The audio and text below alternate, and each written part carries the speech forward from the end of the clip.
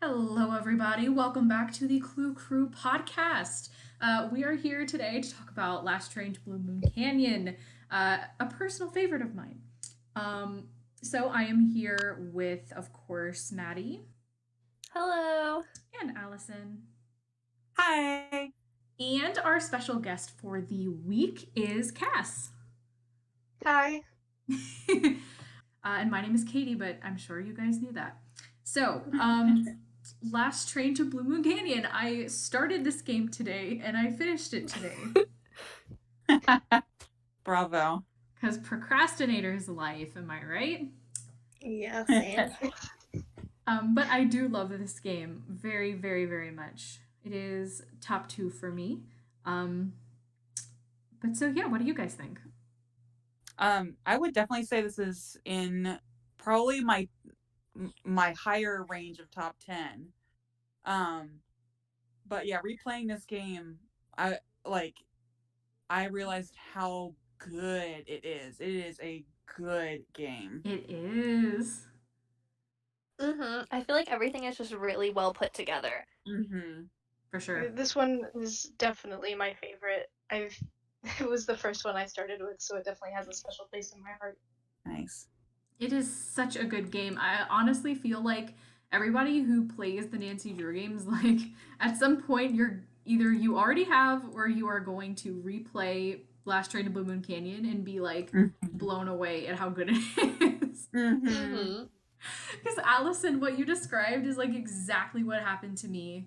Probably like a year or two ago. Like I was just replaying Blue Moon Canyon and I was all of a sudden just like, holy crap, this game is so good. Right? Oh, it's so good. And it has been uncontestedly one of my absolute favorites ever since.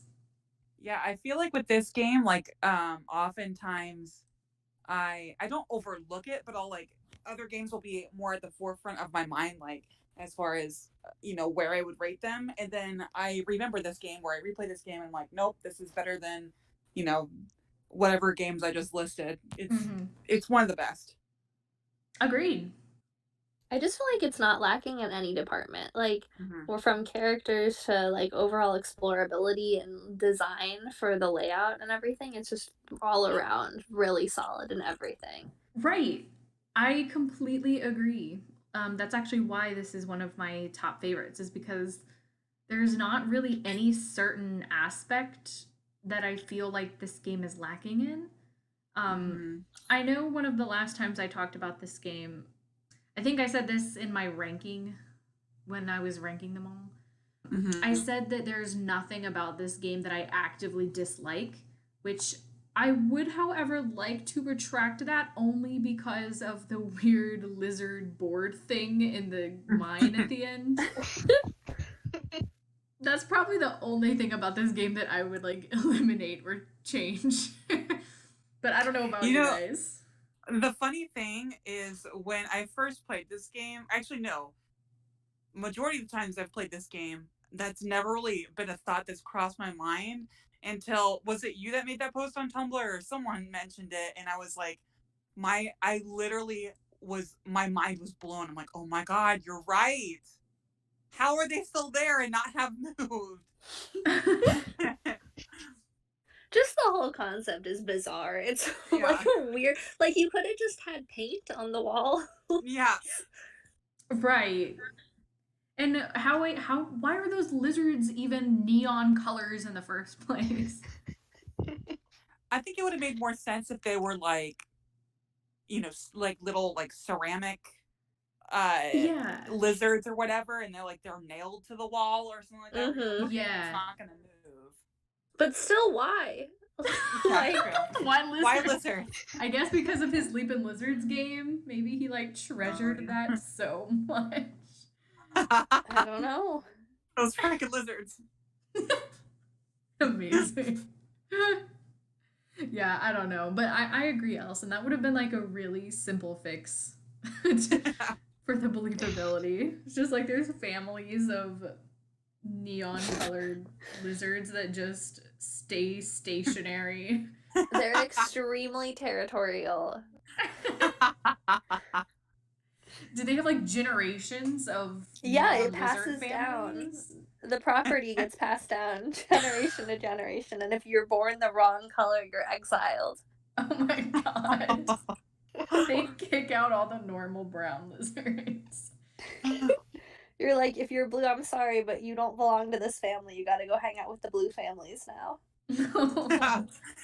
Otherwise, some teenage kid in the year, I guess, whatever this year came out, is going to be completely confused. Right. We have one job. Get it together. And as far as the board thing, I don't actually completely hate the puzzle that's associated with it, but I think it's again like the believability thing of Mhm. just like you have to remove these specific panels, and You know, if you don't, or if you remove the wrong one, everything collapses.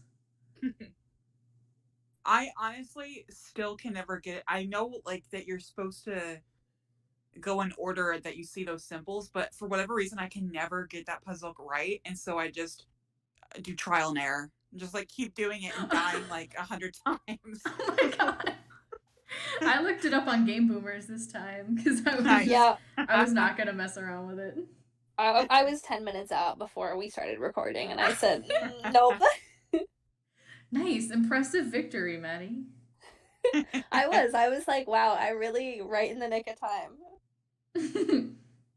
That was like me with God, which week was it? Silent Spy, I think it was. I was like literally defusing the bombs when our time slot rolled around. I was like, ah. Okay, that minecart looks pretty fun though. Okay, For I was real. thinking that. I was like, I just want this as a roller coaster now. Me too. It looks the so music for the Yes. like I always bop too hard and then I end up crashing the minecart. That's fair and understandable. I feel like that music in that sequence should be kind of memed for like anything that's chaotic. Oh my god. Oh, I agree. You're right. I just can't- I just can't get over how that scene must look to Lori Gerard's perspective. Like, she's out here patting herself on the back, and all of a sudden this teenager kind of like roughed up from mine dust barrels.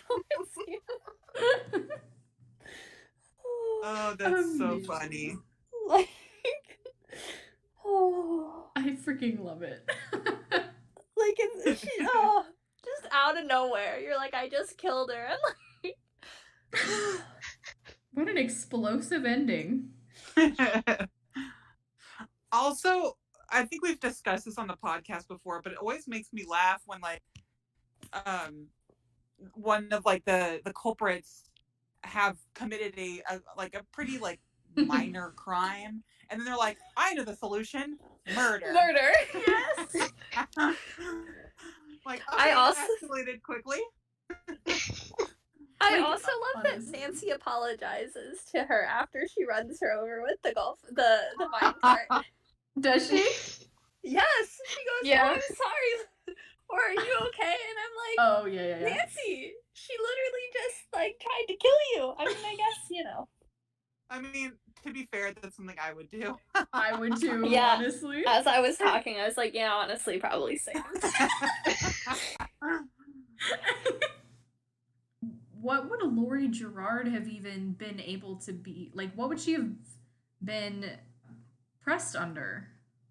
Like, legally, I attempted mean. murder. Yeah, just attempted Yeah. murder because of that one thing. But that's what I mean, like, before that, if she hadn't decided to trap Nancy in, like, what would... Nothing. Nothing. She hadn't committed any crimes yet, other than Right. like fake kidnapping herself.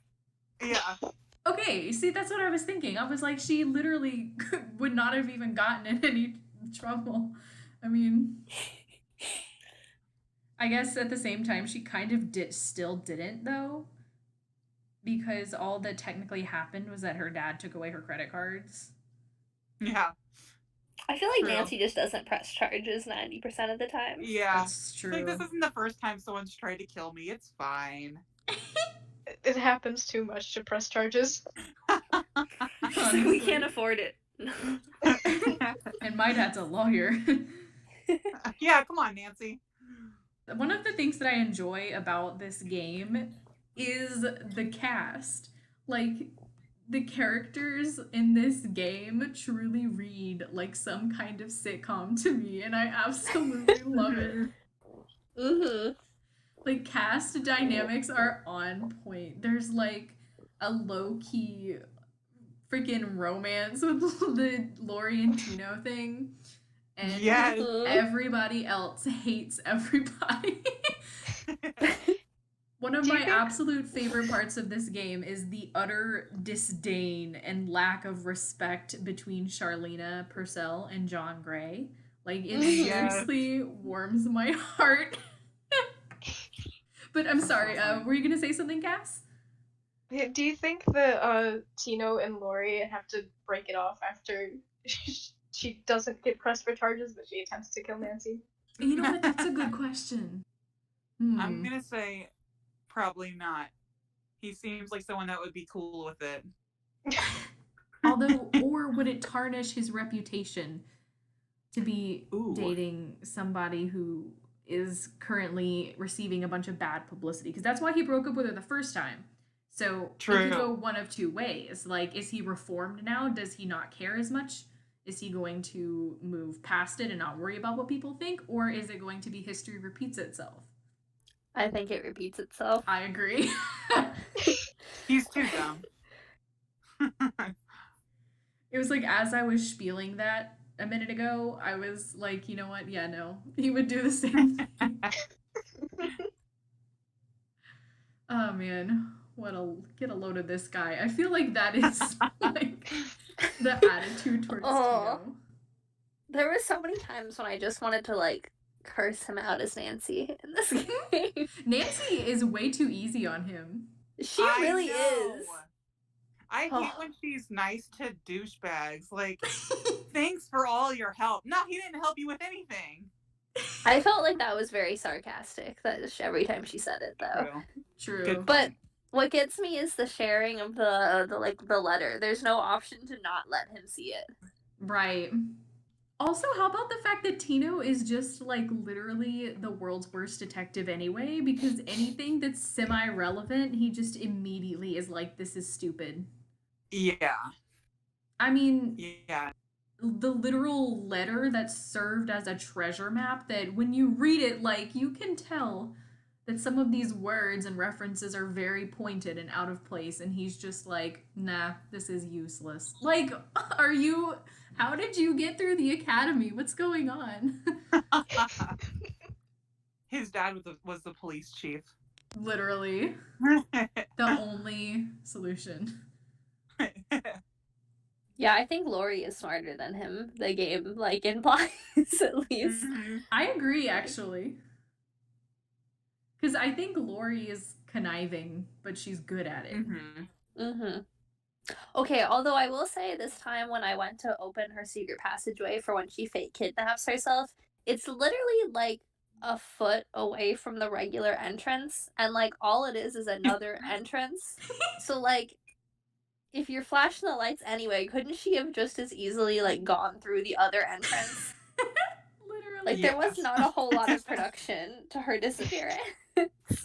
Yeah, I've actually been wondering how that works anyway. Like, I guess it's pretty straightforward, but like you said, if it's literally just, oh, you step on this thing on the ground, the bookshelf slides open and she just goes through into the wet bar and then jumps cars on the train. Like she down had to the a caboose. mad dash. Right, like I don't get it. Did nobody hear the door opening on the other Yeah. end? And the wind? And the track, you can hear like the wind and tracks like chugga chugga chugga chugga. Like, I'm so confused.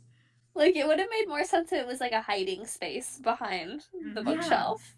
And I thought about that too, but that also doesn't make sense because nobody leaves, like the Hardy Boys stay in the dining car, and so does Yeah. Charlena, so it's like she couldn't have gotten out. Or had like one of those ladders to the top of the train. She like ninja crawls. Ooh, I like that. Headcanon accept.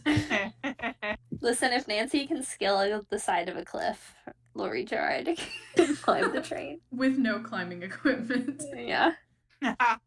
That's Just- dedication to the bit. Flailing her arms and legs. But yeah, honestly, I don't dislike any of the characters in this game as far as like just oh this is such a boring dull character. You know, like you dislike Tino because he's a douche, but I respect the fact that he has character.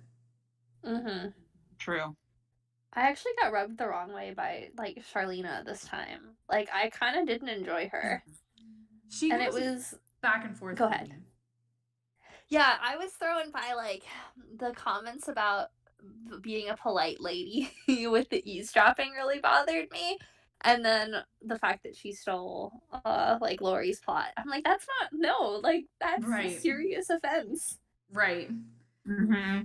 I agree. Like the plagiarism thing and using Lori's ideas is probably my biggest issue with Charlena.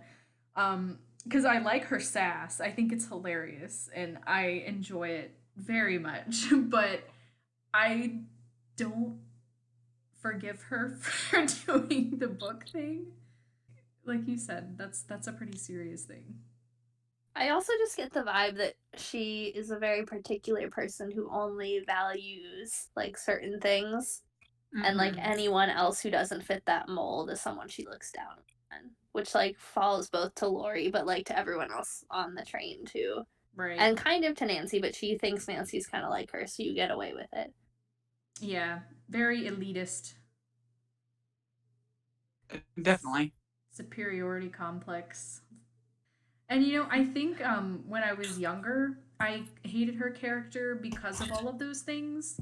But as I've gotten older, like most of the time I just judge characters based on like how interesting they are or how entertained I am by my interactions with them or like, you know, their character choices if we're talking about like a TV show or something. Like I usually base whether or not I like a character more so on the value that they bring rather than whether or not I think they're a good person or whether or not I agree with who they are. Oh yeah. No, I definitely still think she's an interesting. I think they're all really interesting characters. They are. It's just yeah. But I completely agree with where you're coming from, Maddie. Like 100%. The like I said, the plagiarism thing really rubbed me wrong as well. It also made me a little bit more sympathetic to Lori for a lot of it. I was like, wow, she is really kind of out here occasionally trying to save her reputation. And like she does have talents, but it's overshadowed by like the nonsense that she's done in the past. Agreed. Granted, she doesn't redeem herself by trying to murder you at the end, but I know. I agree with you there too. It's kind of a unexpected reverse psychology seeming. Maybe it's just because she is such like she's just so confused. She has no idea what's going on 90% of the time. This game has the most iconic opening sequence in the entire series. It definitely does. I will never forget that entire like table intro speech. That has got to be my favorite intro. I just love the visual of, because clearly we're from Nancy's POV, so her just snooping around the table as she's going about her business. Yeah, because I mean, like, she's not in any of the shots. Yeah, and then she's sitting on the ground when she points to her. And it's funny too because it's like right where that chair is in the dining car, with the chair that has like the doll shoes on the arm. Like Nancy's sitting in front of that chair, but she's on the floor in front of the chair. The sound effects for some reason in this game are so loud at the beginning too. Yeah. I've always noticed that myself. It's super weird, right? Yeah. It's for the drama. Yeah. You need to hear the squeak of a chair in high definition. Yes. It is really, it is really awkward, especially because, like, when they're looking at each character's got to move in some kind of moving in to listen or moving back because that's interesting. Like, stay still, people. Calm down. It's funny, too, because watching that cutscene at the beginning, I literally was thinking, about like I was actively waiting on the chair squeak because I remembered it. Like I was sitting through it, I was like, man, who does the first chair squeak? I was like waiting for it. It was Tino, by the way. Tino makes the first chair squeak. Why are we surprised? I think the second one is Joe. I love all of their weird cutscenes in this game. Like, it's just so bizarre, the ones that they have, or like the weird zoom camera angles, like the cheeseburger. Yes. Like, it's been a long time since I've seen it actually in game, and like when it happened, you're just like, why? Yeah. She's like, oh, that because Joe wanted a hamburger. Dramatic zoom. Cheeseburger. So quick too. So iconic. I love it. I was so upset though, like I forgot, like I accidentally clicked on the wrong dialogue option. Oh no. I was like, no. You messed up. I know. It's because I was rushing and the other option was shorter. So I was like, the less words, the quicker this will go. But yeah, also something else I wanted to ask you guys is what dialogue option do you have to click to get the saddled with your drift quote? Because I literally have not gotten that quote since I was like 12 years old. I have no idea how to trigger it. I had it this go around. I'm trying to remember what it was. It happened in the ghost conversation, I'm pretty sure. Mm-hmm. But I don't remember what it was about. Or which option I went with. I thought I remembered it being fairly early on. Mm-hmm. But it's just been so long since I've actually gotten it. I'm pretty sure it's after you see the weird, like, ghost in the window. Oh, okay. I could be wrong, but I think that was because he mentioned something, like, right before is, like, we shouldn't be close. It's not, I don't know, not as things aren't as they appear, but it's, like, the wrong version of that. I don't know if that makes any sense.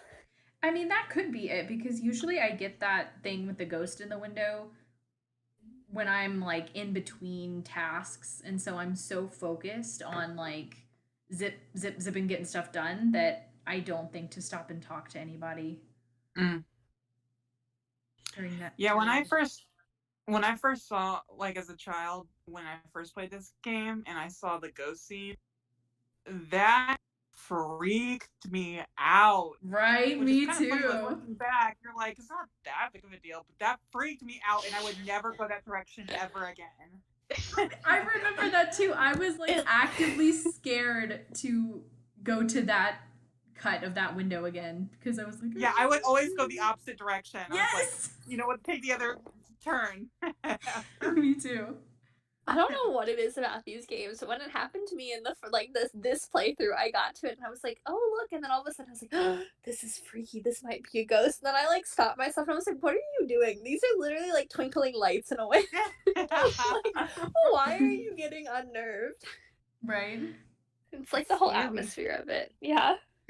Okay, but for some reason on this playthrough, I actually jumped at the when you're leaving Tino's and the chandelier like shakes. Yes, I did too, and I was kind of confused because like, why does it do that?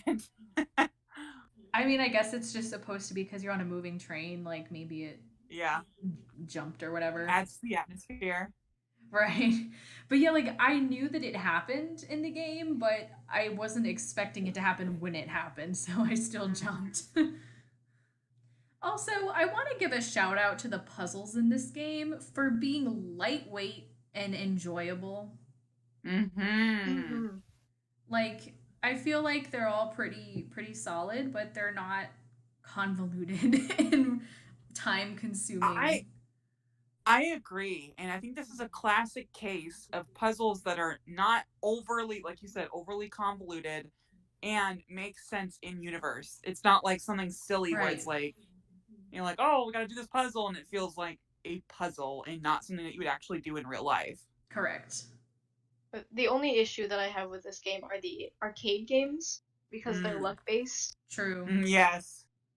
But the mountain climbing one in particular. God.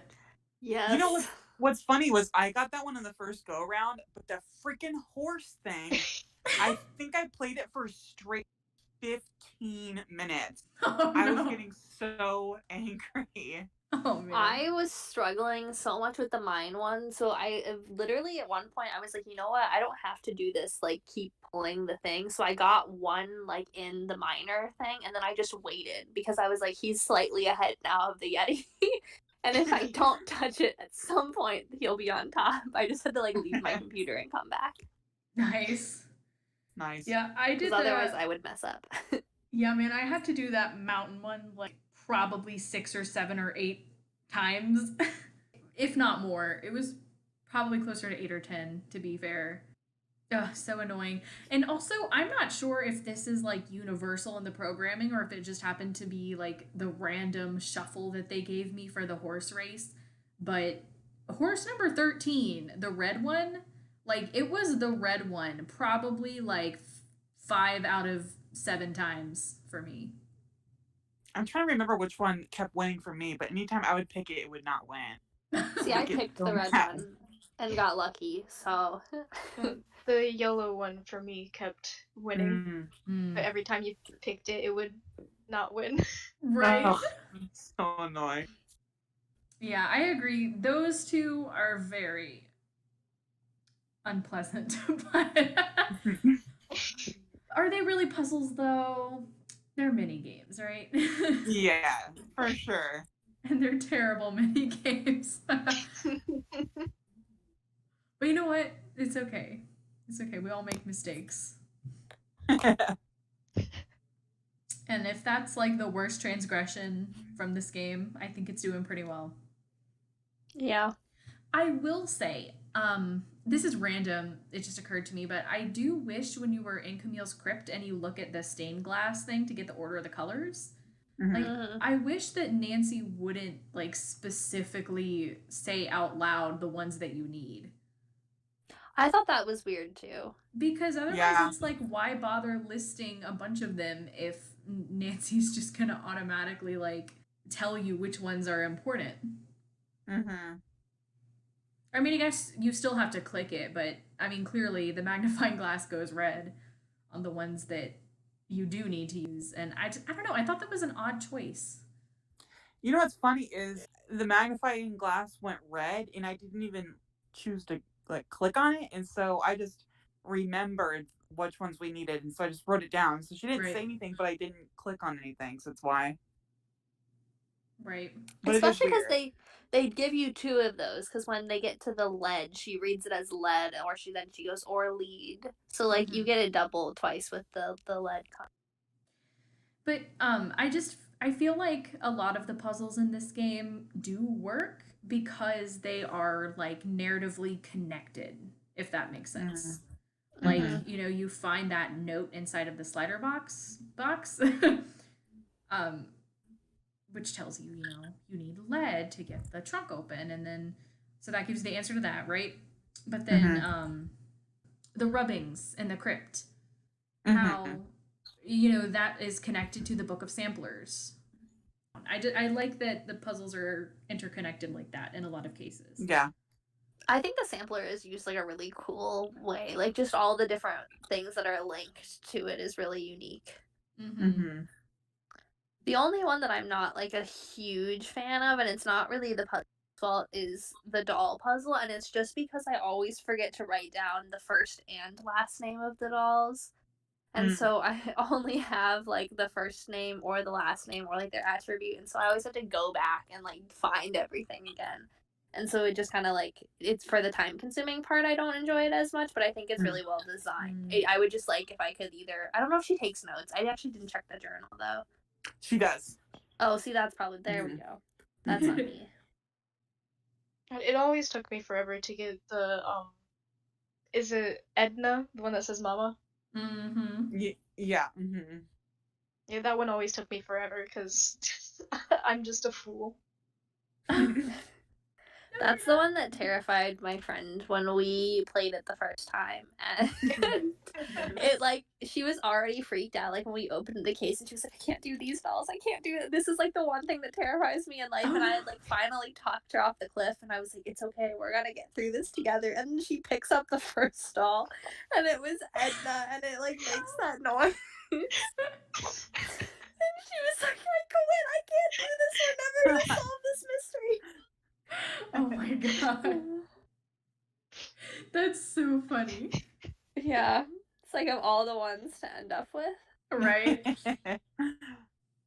But I do like the attention to detail though, with you know, how you read the poem and it's like Edna the Terrible, you know, said a 1-2-part word and then she's like, I'm not your mother. So good. Do we know, like, what was the clue really for Thomasina O'Neill? Or is she just supposed to be the one that's left over? Yeah, I mean, you have like a blue ribbon. Yeah, it's because her hair is shaved. Right, but And what does that have to do with a ribbon? Presumably it fell off. It's part of her hair, right? It's not a ribbon. It's supposed to be her hair. What? Oh, what? Wait, what? Yeah, because she's part bald, and the piece that's there is supposed to be her hair. Wow, I did not know that. That's not. How is that not a ribbon? Hold on, I'm looking. Yeah, I deleted the photo. Let me see if I can. But I'm pretty sure. Yeah, that's what I thought. Because it's kind of like a weird looking. Like there's part of it's a ribbon, but like the rest of it, I'm pretty sure is the hair. Yeah, because it's like a braid. Hold on. Okay, let me screenshot it from here, and then I'll send it to you all. So you see, if you look at it, there's like the ribbon at the top, and then the rest of it is black hair that's been like braided. Oh. That makes a lot more sense. I thought it... You know what's funny is Nancy goes, Thomasina O'Neill, and you can see like her, you know, dialogue. And when I was writing it down, I was writing down what was on the tag, and like the handwriting is so small that I like was trying to determine what it was saying. I was like, how do you spell this name? And I saw the dialogue option. I was like, oh god. Nice. Felt very dumb. I also appreciated the dialogue because I would have struggled to read a few of those. Okay, I will say about this game, for some reason, in this one in particular, Nancy just goes ham on talking to herself. Yes. Literally the most out of any other game in the series. I really wonder if it was intentionally for readability. I do wonder as well. Because she does it with any... Oh, sorry, go ahead. No, you're good. Go ahead.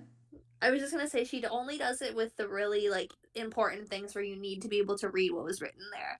Like, that major letter that you get, and then all of the doll details. She says the doll's name out. Yeah, she like, comments on everything in this game. Her favorite phrase is, looks like this frame comes off the wall. Yeah, you're right. Looks like some sort of steam valve. Looks like a sampler kit. Looks like I need a fancy tool to get this grate off the wall. Looks like Camille was teaching herself how to play the piano. I do appreciate Nancy reading most of the things in this game, though, because it's all cursive and I can barely read it with the screen there. Yeah. That is fair. Yeah, I definitely feel like that was intentional. They're like, sorry, you can't read it. You know, now that I'm looking at this picture of the Thomasina O'Neill thing, I'm seeing that puzzle box in the background. And like, what the heck, John Gray? Right? I was playing this with my little sister, and this is the first time she's played it. And she was like, who the heck stores duct tape in a fancy old box? Like, you know what? That's a good question. I mean, not gonna lie, people have gifted me fancy puzzle boxes, and I'm like, I don't have anything valuable to put in them, so most of them have Redbubble stickers. Yeah, you know what? I can see that. Yeah, because it's like, what am I gonna put in this Chinese puzzle box? I don't know. I don't have anything of value. I love it. It's just for the drama. Yeah. Something as well that I just thought about that has haunted me since I first played this game in the year of our Lord 2005 is what is so like obviously weird about Bess talking about Adobe Beige being the highlights in George's hair. No, like I don't know why it's always struck me as weird because I'm like she has brown hair, right? Yeah, true. Yeah. I mean, I guess because it would be like a terrible 90s streaky look, maybe. I mean, it's a really light beige now that I'm looking at it. Oh, is it? Like, it's like really light. Okay, fair enough. I haven't seen like the specific shade, so excuse me, Her Interactive, for not So knowing it's a precisely very what Adobe weirdly- Beige looks like. Was it like all the rage Year. in 2005? Like, Oh wow, that is very, very light. like she would definitely be looking kind of like Avril Lavigne with this. Oh man. Yeah, that's like almost borderline like eggshell. Yeah. So I guess Nancy knows what Adobe Beige looks like off the top of her head. Apparently, why was this? You're right though. It's a very weird joke. I don't know. I guess when I was younger, I was just picturing it being like a darker beige. And I was Also- just imagining that with George's brown hair. And I was like, okay, like, what's so weird about You know what? that? You know what's funny is I always pictured it almost like a like pinkish color because I live in an area where there's a lot of adobe houses and oftentimes they're painted more of like a cream but like with a little bit of like pink undertones, and so I was picturing it more of like a blush pink. Interesting. It's like, oh, Adobe, I know what an Adobe house looks like. I'm more concerned how Googleable this is. Like, why is Adobe Beige so known by both the internet and Nancy Drew? Are we the crazy ones here for not knowing what Adobe Beige looks like? We were not on that Adobe Beige trend. It's just so funny. Like, just Google it. It's like there's shoes that are coming up that are like, this shoe is Adobe Beige colored. And I'm like, why? It must be a very 2005 thing. Apparently, there's some boots. It was all the rage in 05. Yeah. Wow. Oh, It was the new 2005. black. This game came out 15 years ago, you guys. Oh my god. That was when I That's so first cool. that was when I first got into the series. Was literally like in the hiatus between Old Clock and Blue Moon Canyon. Was there a hiatus? Well, not the hiatus, but just in between those two games. Oh, okay. But speaking of all of Camille's dolls, isn't there like a theory out there that she collected the dolls because she was infertile or something like that? Yeah. Which Oh, really? personally, headcanon accepted. I think that would make a lot of sense for like, I don't know, just like her personality and why she had the dolls. It wasn't explicitly stated though in the game, but like No. it did kind of allude to that was probably why. Mm-hmm.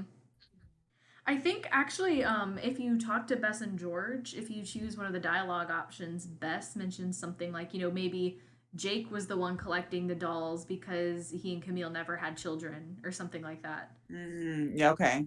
Which, of course, in the fan theory, they are Camille's dolls, which they are actually Camille's dolls, though. Like, that's canon in the game. Yeah.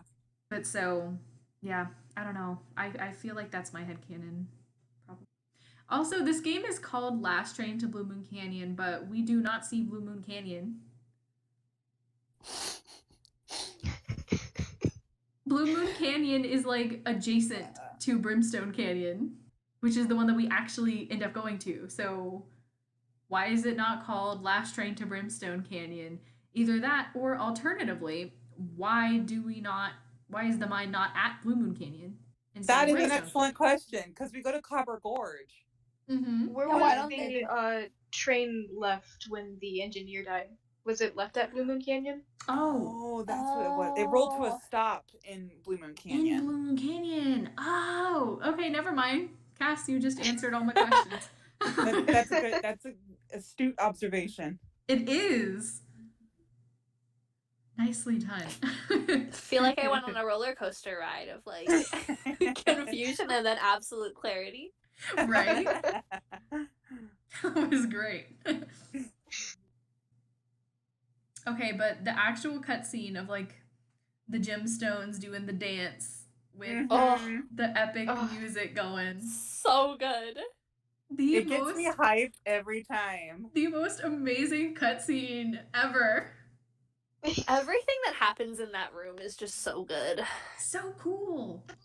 I know.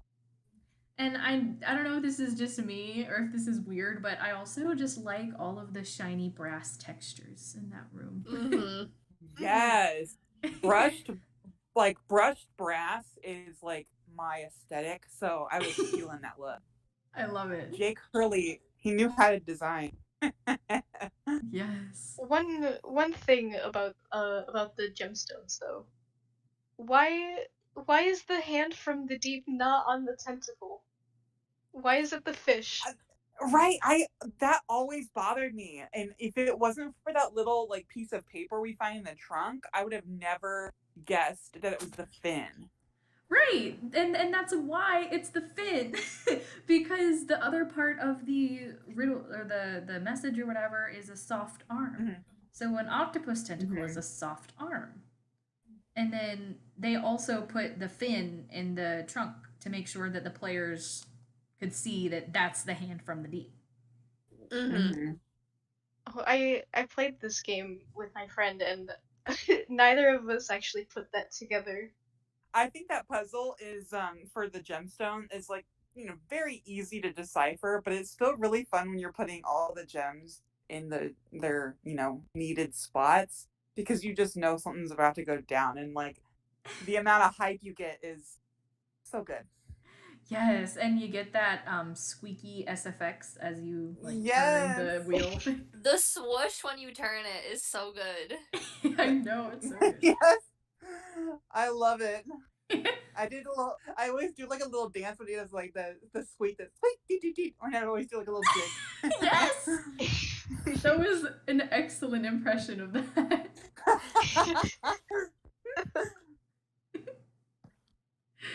It's so true. But I do understand where you're coming from, Cass. When I played this for the first time, I was dead convinced that the hand from the deep should have been the octopus. Like I was 100% sure of it. I honestly think the only reason I got it this time was because I had seen Cammy's post earlier about like the image. Which post and which image? She had just put the picture of the salmon card with the little like fin with her magnifying glass over it, and it was like, this is why it's using that one. It was like very vague, so that it wasn't any spoilers, but it like my brain was like, oh, I remember there was something weird about this picture. So I had a picture of it on my phone when I was doing the puzzle, and so that was why I was like, oh wait, it's not actually the octopus. Nice. Although honestly, the one that gets me more is like the scarred hand. I have no idea what that's supposed to look like. It's fingers that scar, and so it's like it's a claw. It's like talons. Oh, okay, that's what they are. It always just kind of looks like a blob to me. Nice. It does kind of look like a blob, though. You're right. Yeah, it's a little blobby. And I guess I love this game. I don't want to pick on it, but the fact that there's just this crazy like old timer who happens to just recite off these long stories by memory and just happens to remember the poem. Like, first of all, his father happened to tell him the secret thing that he wasn't supposed to tell anybody, and that this guy just happened to tell the secret thing that he wasn't supposed to tell anybody. And the fact that they got to him before he died, like, what if he had died and he hadn't told anybody? would have been, sorry if I cut out, but it would No. have been so much better if instead they find out like who this, this guy is or whatever, and there's like some kind of like letter or like diary that they like look up through like the archives of that town, and then like that's how they get that information or something like that, because it is kind of silly that he's just randomly getting lunch with his friend and he randomly goes, you know what my dad told me? Yes. He told me all this crazy stuff. Yes. Listen, that scene is entirely redeemable in my eyes just for the woman's voice that they have going on for her. Like, every time she's like, I think I can't even do it. It's just so good. Like, It is so good. Right, I think so. Yeah. And he is Also- probably one of the best characters, so he's redeemable as well. yeah. Yes. The whole dialogue is just so good. It is. Everybody from Copper Gorge is just great. Yes. Yes. What a treasure of a Oh. town. So But good. Eva has always been like one of my absolute faves. Like, she deserves to be protected at all costs. Mhm. Love some Fatima. The autograph always gets me. Like, I just want to go Yes. around saying that. God, I relate to her with the no touching thing, because like at the coffee shop, you just kind of like get the sixth sense when some kid's about to touch something stupid. Oh, at your work. Don't touch. Also, I love that, like, the suit's eyes just are rolling around all the time. Yes. Yes. Is there a dialogue option that explains that outfit, or is it just we're just supposed to go along with it? No, we just go Yeah. with it. Yep. Okay. Even my cousin Alvin couldn't get it open, and he went to community college. Oh, I love Oh, so good. Also, this is something that I didn't actually ever do until like a couple years ago. But it. Mm-hmm. I mean, I'm probably in the minority for that. But have y'all ever like gone back and done the taffy sorting a second time? Wait, you can do it a No. second time? Yeah. So after you sort the taffy that you're supposed to progress the plot, like you can keep doing it as many times as you want after that. Wow.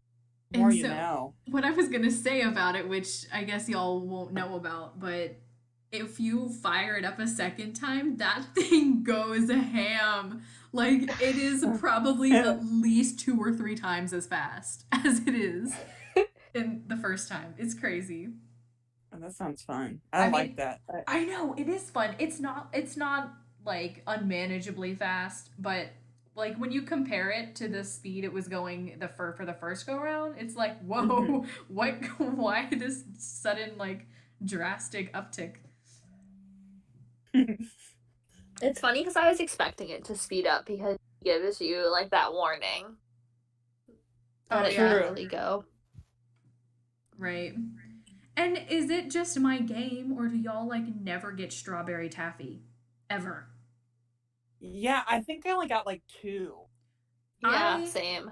Got 1 in the first go round. I got 1 strawberry taffy, and it upsets me greatly because if I'm going to eat taffy, it's gonna be strawberry. True. And There's so much Fatima's- banana. So much You know- banana, and banana's the Which worst is so gross. one. Before even going into college, because I knew, obviously that's where the game was going to progress. I was playing this game with my little sister, and I was like, "Hey, let's go to the grocery store." And she's like, "Why?" I'm like, "Because we're getting snacks." And she's like, "Okay." And then so we went and we got a soda, and then we also got saltwater taffy. And she had never had saltwater taffy before. And she's like, "Why are we getting this?" And I was like, "You'll see. Man, I want some saltwater You need taffy. the full immersion." I haven't had saltwater taffy in years. So good. It's been a long time for me too. I'd imagine it's like peak Last Train to Blue Moon Canyon snack food. It is for sure.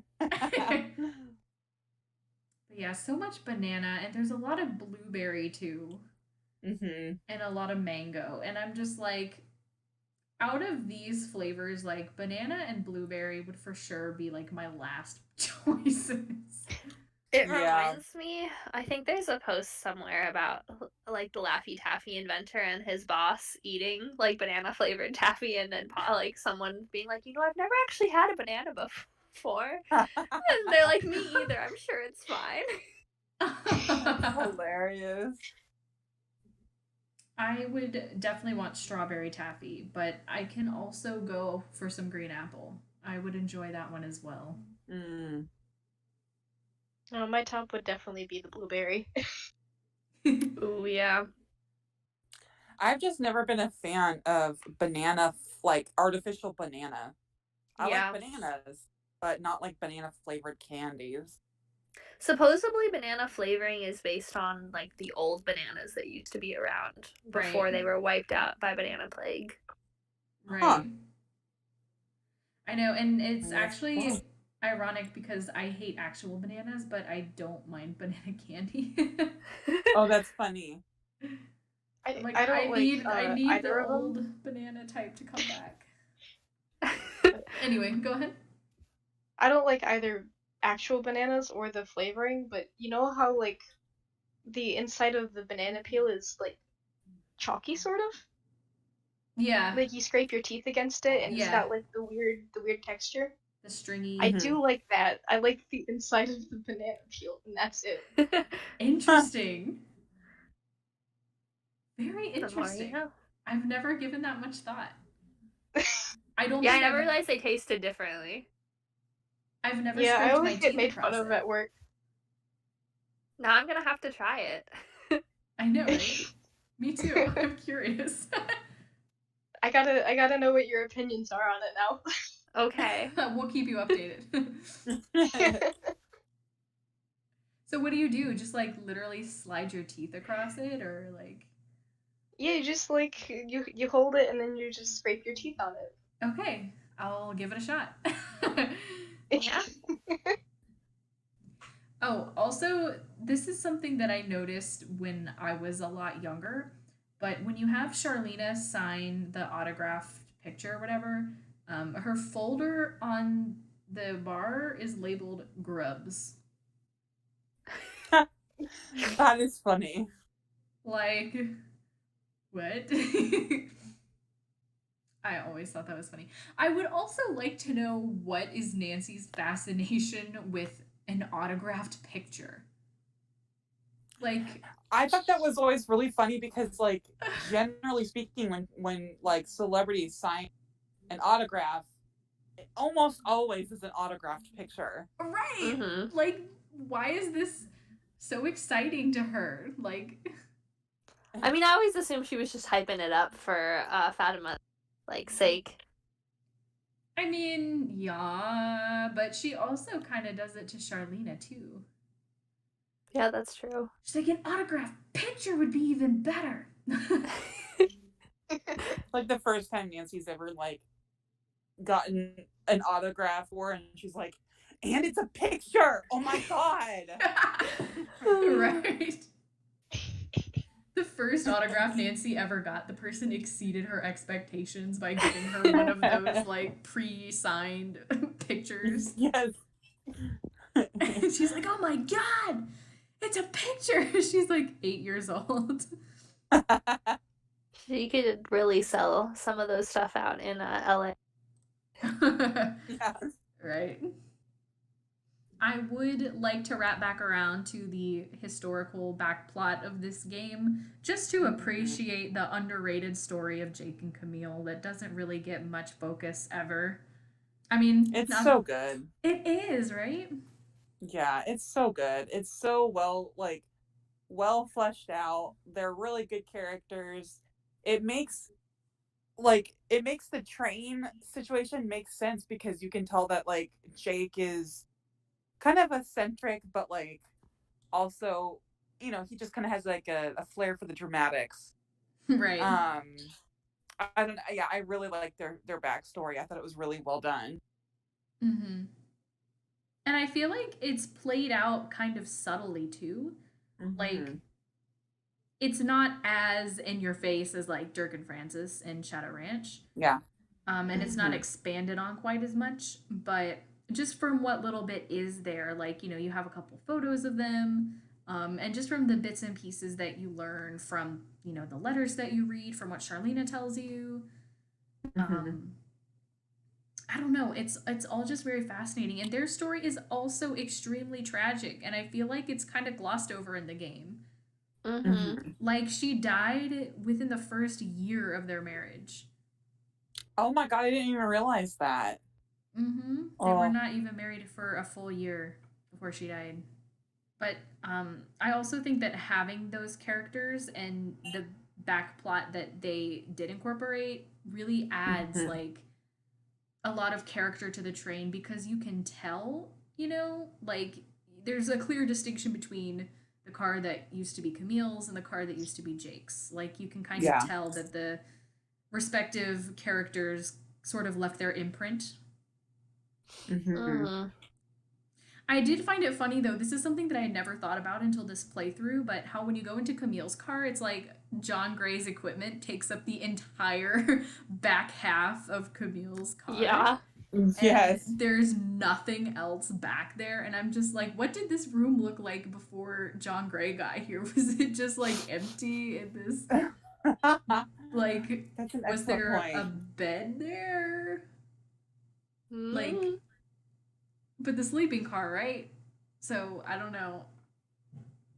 I just like that it looks like he's got his own little DJ station. So It Yes. does, right?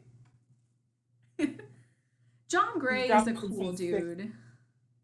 He's one that cool dude. I regret that we don't get as much dialogue with. Right? Me too. Oh, and kind of going to that one post on Tumblr that was just recently made about the that Lauren posted about how those in the Clue Crew randomly sputter off like different quotes from the games in real life. One that I consistently will say all the time is no, no, no. Yes! Nancy. Don't even think about it. Yes! So true. Honestly, iconic. Like, not gonna lie. It's so good.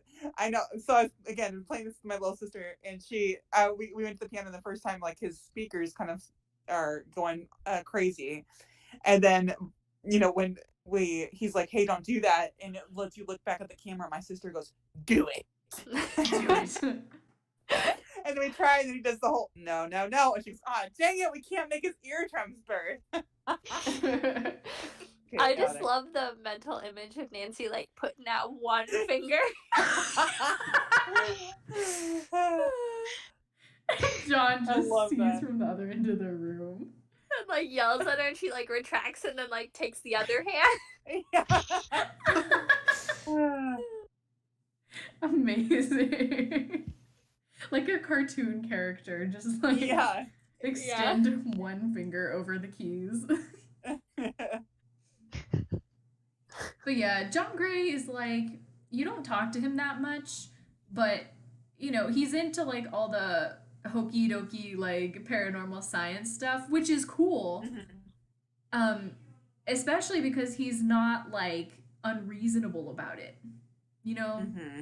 Like, he clearly believes that Camille's ghost is haunting the train. He has his wrong ideas with like the vibes that he's getting that end up being like hogwash or whatever, but it's like, when you tell him, oh, I saw, a creepy ghost like thing they might be interested in, like, he's very quick to be like, well, no, that was probably just, this scientific thing that was happening because of the train. Like, and sometimes you do correct him on stuff, and he'll be like, okay, that's fine, I'm just saying. Yeah, you can clearly. Go ahead. I was gonna say, he just seems like a really like cool dude, like a very even keeled, right, like good dude. Agreed. Mm-hmm. He seems very intelligent too, despite the fact that like he's kind of a ghost hunter television star. Like, you can clearly tell that he does know his stuff on kind of some of the physics end. Right. Even if he tries to use that to to prove kind of what some might think are nonsense. Right. Mm-hmm. And like even Bess, when you talk to her about the show, and like George asks like if she watches it or understands it, like I don't even understand what he's saying, but like how he says it or whatever. So you could clearly tell it's not just like some dudes with a radio, Right. like scoping out some things. Oh, the music in this game is really amazing. Yes. I would say this has one of the better ends of like the soundtrack, and I would venture to say that I think the track is called Camille, is one of the top tracks. I don't remember the soundtrack titles for this game because honestly, like, this is probably going to get me some backlash for saying it, but when I think about Nancy Drew game soundtracks, this is not one that comes to mind for me. Like, the music is very, very good when you're in the game. Like, it definitely is very atmospheric, but when I'm just like sitting back thinking about like, you know, oh, what games have my favorite music? Like, I never actually think about this one. I feel like it's very like you said, atmospheric, and almost so it kind of blends in the background. Yeah. So it's not as standoutish, which I actually prefer because sometimes, like I can kind of get not overwhelmed, but like the music can kind of get on my nerves if it's too kind of like out there. So I don't actually necessarily listen to them always for background noise. But this one I think is just really, really good. It's like setting the stage and like not being overwhelming because it doesn't take you out of the game at all. That is fair. Yeah, honestly, the music is my favorite part of the Nancy Drew games, and this is definitely my top game specifically for the music. But I have to turn up the music a lot in the game because it's just so quiet. But Society is definitely my top for this one. Yeah. I think that's the track I'm thinking of, is Society. That one's amazing. Yeah, I agree. I think that one's my favorite from this game. There's that one, and then I also enjoy never mind, apparently I do know soundtrack names from this game because I know which one Society is, and I think the other one that I enjoy is the one that's called Explore, where it's just kind of like acoustic and like chill. Oh yeah. Yeah. It always makes me think of like flashing my way through the cars. When you're in the dining car and you need to talk to Lori and you just go click, click, click, click. Oh yeah. That's like the one thing that like bothers me, especially in like Tino and Gray's car, because you have to walk all the way down and then you have to turn and walk all the way back to get where they're located. Like to the door and then to actually them. True. I'm just like, there's so much clicking. I appreciate it because it makes it so realistic, but at the same time. Honestly, though, in this playthrough, I was actually thinking about how much I appreciated that it's set up like that. I mean, first because it is realistic and it adds to like the feeling of being on a train. But also because when I'm traveling back and forth to do stuff, it makes it so easy to just like veer off for a split second and talk to or to see if I can talk to everybody individually. I don't know. Maybe that's just a me thing. I like to see if there are like I like to see if there are conversations in the games that I've never seen before by like talking to suspects as often as I can. Sometimes depending on my mood. But so yeah, this game makes it a lot easier to be like, you know, if you start in the caboose, you know, you can talk to Lori, see if you have anything to say to her. Then you can immediately go and talk to Tino, see if you have anything to talk. Like, you know what I mean? Like, if you're traveling from one end of the train to the other, you're going to pass, like, all of the characters. So it's really easy to just go talk to them. That's a good point. On semi-related, I just crack up looking at how Lori is posed in the caboose every time. Yeah. Like, it's like the one eye with the hair swept over is such 2000s with like the arms laid back and like the weird like half up cross leg like pose. It's just funny to me. Her whole costume design is just very 2000s. It Yeah. is. Yes. Did you see how low rise those khakis were? Yes. And they were like flare khakis too. Yes. It's incredible. That's what it is. It's the combo. Like, just the mental image of, like, all of it together. You know what's interesting about this game is how, like, it's so. And I used to do this too. Like, I was absolutely one of the people who thought this. How, like, when you're just thinking about the game from a distance, it's so easy to, like, attribute it to, like, hot desert sweltering kind of vibe. But it's like literally snowing and everybody's in sweaters and jackets and long sleeves. I don't know. Yeah, true. I just think it's interesting because I used to attribute it with the hot weather thing too. But it's like definitely snowing. It's definitely cold. I think it's the Florida thing, Katie. You live somewhere that's hot, so you just. You're like, snow's not a thing. Yeah, what is that? Why is there a marshmallow fluff on the ground? Because I also don't think about that ever. Like, I'm always like, yeah, it's hot outside. Well, I'm in Michigan, so like weather is all over the place here. But I'm always like, oh, last train to Blue Moon Canyon, it's hot. Right? Like, I don't know what it is. It just seems like it should be a hot game, but it's not. At least it makes sense why they're wearing those like little pillowy vests. Frank in his vest. Frank The One fleece piece on of the aesthetic. inside. and his little hat. Frank's little hat. The hat was like a deflated chef's hat. Oh god, that's Yes. so funny. With the swoop to the side. But you know, he has like these two strands of like vaguely wispy bangs that hang lower than the rest of his hair on his forehead. But if those were not there, like it would literally dead ass look like he was wearing a hat. Oh yeah. Big time. Oh yeah, Frank. Sorry. Yeah, Frank, because his hair is so tall and it's just like two solid mounds. I literally couldn't unsee the raccoon hat after seeing the post about it. Oh, it's so funny. I mean, you know what? Hot take, but I don't like the Hardy Boys design in Blue Moon Canyon. I have never been happy with any of the Hardy Boys designs, personally. For whatever reason, this one is what like I will always visualize Joe looking like. Frank, I wasn't too satisfied with. See, again, this is the game that I, for some reason, misread it, and like for years just pictured Joe as Frank from Last Moon. I'm really not okay with Frank having black hair. I'm not okay with it. Yeah. They effed up on the hair for this one. Mm-hmm. But also, Joe's eyes are just like weirdly narrow. I don't know. I'm not sure what it is. I mean, But I love anything's him. better than I love him. yeah. Anything's better than Creature of Kapu Cave. Yes, anything's better They than get some dirty. I just love the thought of him like standing behind people and intimidating like fashion that Joe.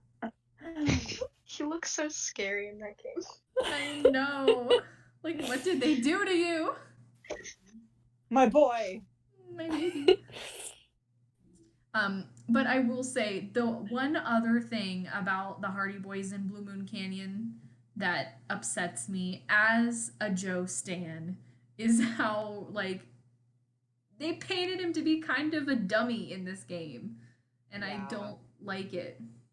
On that note, it always cracks me up when you get the Samuel Clemens note because to a young 10-year-old child who doesn't know that that's Mark Twain's actual name, like they never actually explain the joke. Like they just kind of look at him True. and like I guess you could infer, but like I don't think little 10-year-old me would have figured that out. Yeah, I think It 10-year-old me would agree with that.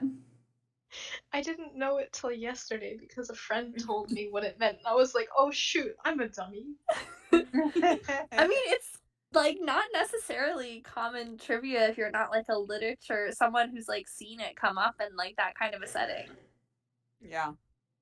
I also like on the note of letters think it's kind of funny that like if like Abe Lincoln was his good friend instead of like being concerned about his death. It's kind of just implied that he was like, oh yes, this letter is gonna make me rich one day. I should carry it with me at all times. An You know excellent what? point. Like, Come on, man. you could have just reframed like that dialogue when they're talking about it and being like, he was so upset by the death of his good friend that he carried the letter with him along with the photo of Camille because Right. friendship was so important to him, or like something like that. But instead, it's like, nah, he knew it was gonna make him millions one day. He's like, Right. oh yeah, I'm gonna be rich. I was going to make a comment about how extra it is that Nancy literally comes across the dead skeleton of Jake Hurley, but I was like, this isn't even the only time that she sees a dead skeleton. And then she just like is totally open it. Like, Yeah. you go. Yeah, she's cracking jokes. She's like, Jake Hurley, I presume. I will never ever be able to forget that line as long as I live. It's the reference, right? To like Dr. Livingstone, I presume. Yeah. I seriously, like, every time I get to that part in the game, my brain, before I even click on the skeleton, my brain just goes, Jake Hurley, I presume. I love the way she says it too. It's like almost like, like not even like inconvenience. It's just like, Jake Hurley, I presume. She sounds like almost sassy. Yes, she sounds like kind of grossed out, but sassy and like trying to make a joke at the same time. It's great. Uh-huh. That's how she copes with proximity to dead people. Don't judge her. I feel like it's not the first time she does that, like says that same line or has that line said to too. Like, I feel like there's another game that it happens in. She walks into the like hidden room under Sangre Beach and Ransom of the Seven Ships. This must be El Toro. Cool, a dead person. Really, Nancy? I was gonna make the same joke for Secret of the Scarlet Hand, but I can't remember the name of the actual body that's in the monolith. The Whisperer. Oh yeah. The Whisperer, I presume.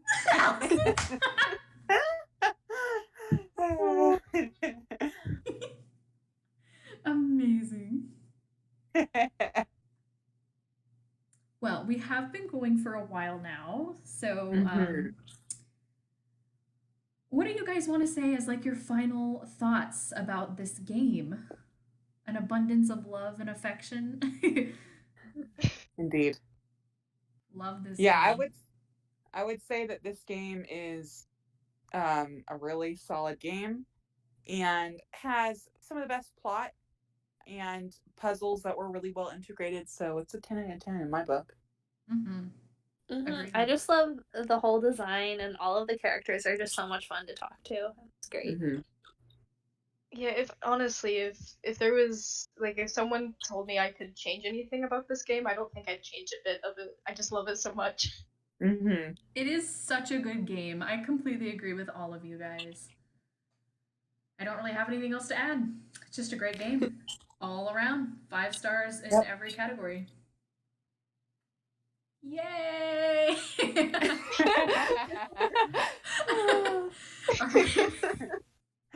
Well, thank you, as always, Maddie and Allison, for continually being here with me each week. And special thank you to Cass for joining us tonight. It was really fun getting to talk with you a little bit about your favorite game. Same here.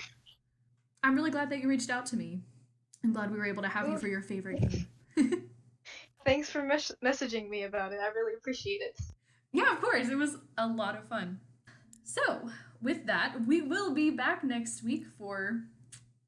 Don't remember what game we're supposed to be playing. Danger by Design. Danger by Design. The next one chronologically. Perfect. Makes sense. All right. So, with that, Clue Crew, we will see you next week. And for the 3 of you who were here in the chat with me, I hope that you each have a wonderful rest of your night. Yeah, same to you. Have a good one, you guys. Bye-bye. Bye. Bye. Bye.